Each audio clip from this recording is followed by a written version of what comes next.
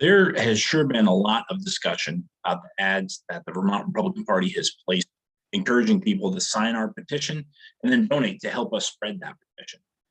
While I can't address every comment on every platform that we're using to get our message out, I do want to encourage everyone to keep the focus on the policy and to avoid words like groomer from one side or bigot from the other are completely unnecessarily, uncalled for, and unhelpful. This bill is bad enough on its merits that name calling serves as a distraction from the main issue.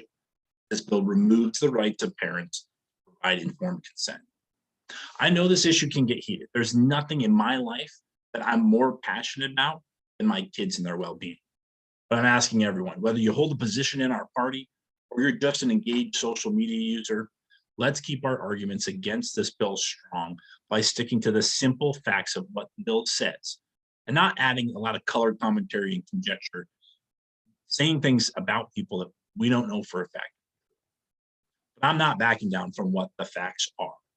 This bill is an example of the most extreme elements of the progressive Democratic. This is not just one legislator off on their own.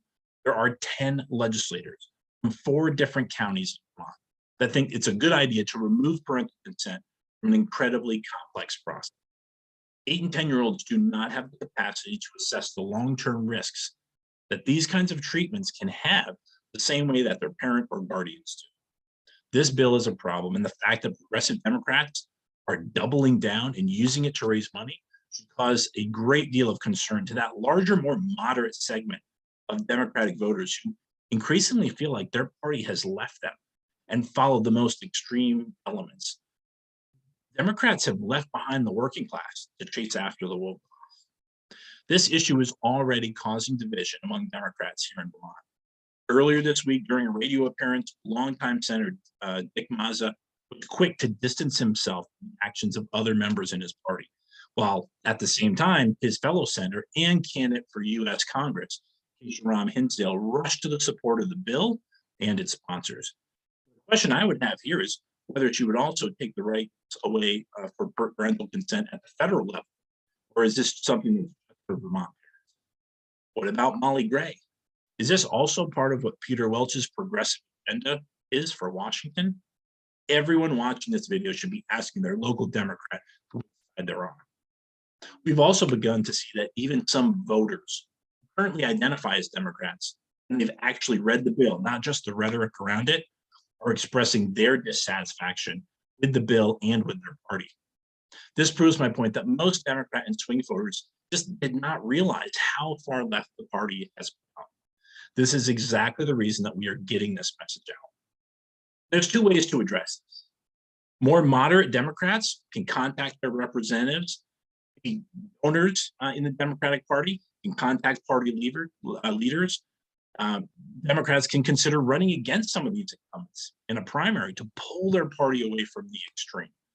But I think that Vermont Democratic Party has been taken over by the progressive activists. So much so that I'm not sure if moderates have a home in the Democratic Party and if they would get support, especially to oppose incumbents. As we saw in the 2020 election, they only oppose incumbents who don't vote the way that Democratic leadership wants them to.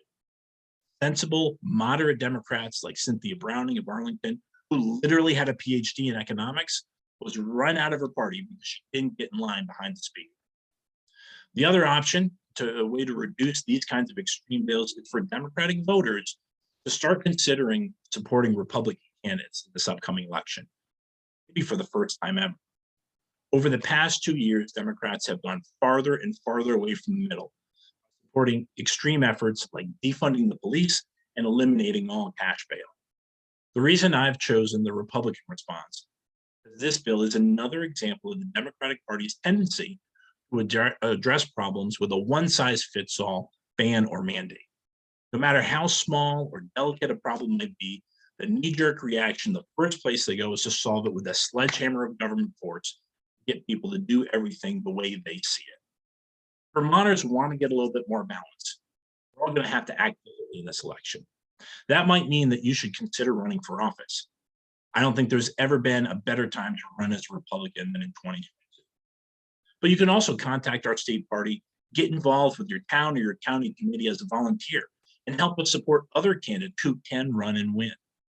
Maybe you don't have that time, that kind of time, but you might be able to donate or help us do some of the work necessary to win back just a few critical seats from legislators who have gone to the extreme left.